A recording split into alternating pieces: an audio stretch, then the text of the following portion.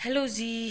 स्वागत है आपका आपके अपने चैनल स्टडी चैनल पर। और हम पढ़ेंगे आज से +1 की बुक की सोशियोलॉजी। और इसके अंदर जैसे कि आपने देखा है बहुत ही अच्छी बुक है। बच्चों ने इसको थोड़ा सा ख़राब भी कर दिया है और इसके अंदर कुछ टॉपिक्स दिए हुए हैं। हम एक एक करके सारे टॉपिक पढ़ेंगे। जैसे सबसे पहले हम टॉपिक पढ़ने वाले हैं समाजशास्त्र का परिचय, उसके बाद मूलभूत अवधारणाएं सेकंड पार्ट, और सामाजिक संस्थाएं, संस्कृति व सामाजिकरण, संरचना, स्तरीकरण और प्रक्रियाएं, सामाजिक परिवर्तन व सामाजिक नियंत्रण, परिस्थिति और समाज, पश्चिमी सामाजिक विचारक और भारतीय समाजशास्त्री। तो ये सारे हम टॉपिक पढ़ेंगे। तो हमारा आज का पहला टॉपिक रहेगा समाजशास्त्र का परिचय। तो समाजशास्त्र का परिचय इसके अंदर हम पढ़ने वाले हैं। जैसे कि मैंने इसको पहले से अंडरलाइन कर रखा है, हम कुछ चीज़ें पढ़ेंगे।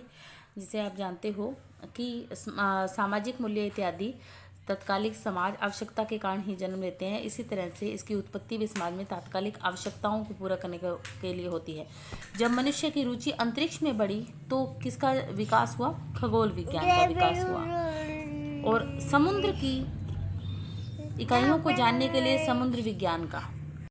इसी तरह से आप देखिए कि समुद्र की इकाइयों को जानने के लिए समुद्र विज्ञान का विकास हुआ और बीमारियों से लड़ने के लिए आयुर्वेद का विकास हुआ।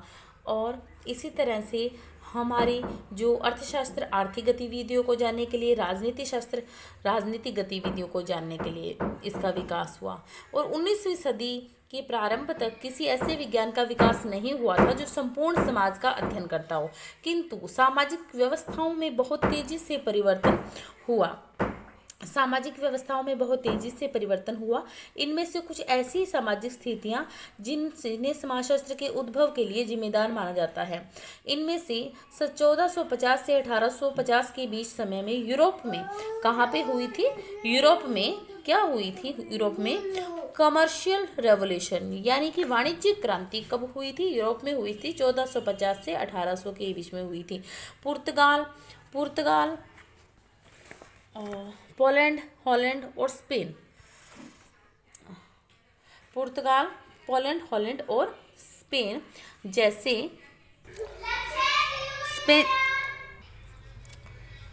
स्पेन जैसे देशों में एशिया के देशों के अंदर जो है व्यापार को बढ़ाने की होड़ शुरू हो गई। भारत और अमेरिका जैसे देशों की फिर खोज हुई। इससे क्या हुआ? यूरोप का व्यापार एक वैश्विक व्यापार में बदलने लगा। कागज की मुद्रा का विकास हुआ। तो किसका विकास हुआ? कागज की मुद्रा का। और इसी तरह से एक नई व्यवस्था का विकास हुआ। मध्यम वर्ग का भी उदय हुआ और मध्यकालीन यूरोप में पुनर्जागरण का विकास हुआ। और इसे किस नाम से जानते हैं? ये एक वैज्ञानिक क्रांति की शुरुआत माना जाता है। पुनर्जागरण का जो विकास है चिकित्सा के क्षेत्र में मानव शरीर विच्छेदन, ठीक है, का भी विकास हुआ। रसायन शास्त्र, भौतिक शास्त्र, गणित आदि का विकास हुआ। अब आगे क्या होता है देखिए, फ्रांसीसी क्रांति हुई कब? 1789 में। और वहाँ पर क्या हुआ? स्वतंत्रता, समानता, ये यहाँ पे थोड़ा सा इसमें बाइंडिंग में आया हुआ है। समानता और बंधुत्व का विचार उभर कर सामने आया था। किस में आया था? जो फ्रांस की क्रांति हुई थी 1789 के अंदर, इसके अंदर 3 नारे दिए गए थे जो हम हमारे संविधान की प्रस्तावना में भी पढ़ते हैं। और इसमें क्या हुआ कि सामान्य जो व्यक्ति को अपने अधिकारों के प्रति जागरूक हो गए। क्रांति से पूर्व व्यवस्था क्या थी? फ्रांस में राजशाही थी और धार्मिक आडंबर भी बहुत थे। जनता अकाल, कुपोषण, सामाजिक असमानता व शासन के अत्याचारों से पीड़ित थी। क्रांति द्वारा व्यवस्था बदल गई व लोकतंत्र की स्थापना हुई। फ्रांसीसी क्रांति में मॉन्टेस्क्यू, वोल्टेयर व रूसो जैसे दार्शनिक विचारों का बहुत ही ज़्यादा योगदान माना जाता है। अब फ्रांस की क्रांति से भी समाजशास्त्र का जो है जन्म माना जाता है, क्योंकि इसमें क्या हुआ, जब क्रांति होती है तो लोगों के विचारों में भी परिवर्तन होता है। औद्योगिक क्रांति कब हुई थी? 18वीं शताब्दी के उत्तरार्ध और 19वीं सदी के पूर्वार्ध में हुई थी। यूरोप के कुछ देशों की तकनीक, सामाजिक, सांस्कृतिक व आर्थिक स्थितियों में बड़ा बदलाव आया। औद्योगिक क्रांति इसीलिए नाम दिया गया क्योंकि तकनीक में बदलाव आया, सोसाइटी के अंदर सामाजिक और सांस्कृतिक, और सबसे बड़ी बात थी कि आर्थिक स्थितियों में लोगों के धन कमाने के, पैसा कमाने के, काम करने के जो तरीके थे उसमें भी बहुत बड़ा बदलाव आया था। इसीलिए 18वीं शताब्दी में जो औद्योगिक क्रांति हुई थी लोगों को बहुत ही अधिक फायदा हुआ था। औद्योगिक क्रांति की शुरुआत कहाँ से मानी जाती है? इंग्लैंड से मानी जाती है। इस क्रांति में यूरोप व अन्य देशों के नागरिकों ने सामाजिक व आर्थिक जीवन के अनेक बदलाव किए।